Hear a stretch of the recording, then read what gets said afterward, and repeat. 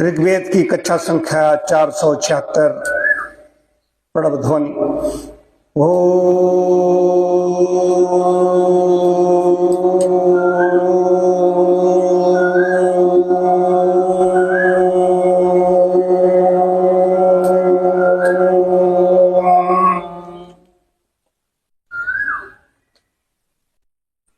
कल की कक्षा का एक मंत्र है ओम यो एजाति एजाति इत्सुनवच पचाति च ब्रह्मेन्द्रस्य चाकनत।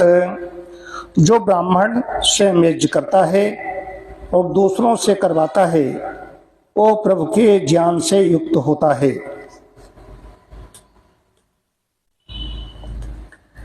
एक मंत्र है, मैं इसके बारे में थोड़ा सा कहना चाहता हूं।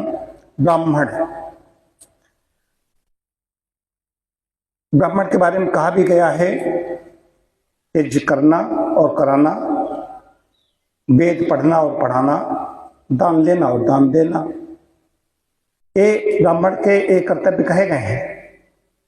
जैसे अग्नि है, यहां तो यज्ञाग्नि है, हवन किया है, लेकिन बाहर भी अलाव जला रहे हो, वहां पर कूड़ा करकट डाल दिया जाता है और भी कई ऐसी चीज जो भी गंदा संदा कूड़ा होता है वो डाल दिया जाता है। अग्नि कभी ये नहीं मना करती, गीला है, सूखा है,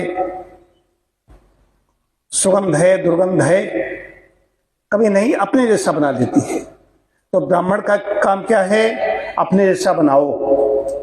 वर्ण व्यवस्था में कहा गया है जो क्षत्रिय हैं, वैश्य हैं, शूद्र हैं, उनको अपने जैसा बनाओ।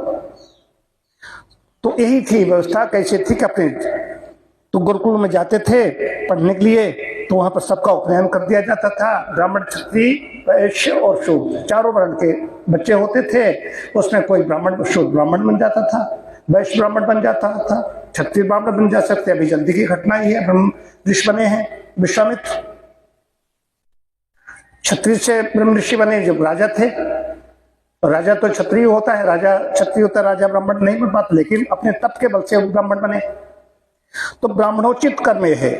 ब्राह्मणोचित ब्राह्मण ब्राह्मणोचित कर्म नहीं कर रहे हैं। अब विश्वा चल रहे हैं, अब विश्वा है, हम 20 विश्वा ब्राह्मण हैं, हम तो हिमकरिक हैं, मिश्रा वो फलां के हैं। तो ये है, ये गड़बड़ी है। कहीं पर भी वेद में नहीं हिमकरी और अनुरुद्ध आ रहा है, अग्निहोत्री तो आ रहा है। अग्निहोत्र है सबसे बड़ा, अग्निहोत्री सबसे बड़ा है ब्राह्मणों में अगर देखा जाए तो। हम सब लोग क्या हैं? अग्निहोत्री। अग्निहोत्री नित्य अग्निहोत्र करता है तो अग्निहोत्री कहा जाता है। दैनिक को अग्निहोत्र जो करने वाले को अग्निहोत्री कहा जाता है।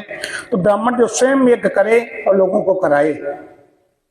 अब आप लोगों का भी जो सीख चुके हैं उनको भी आगे बढ़ाना चाहिए।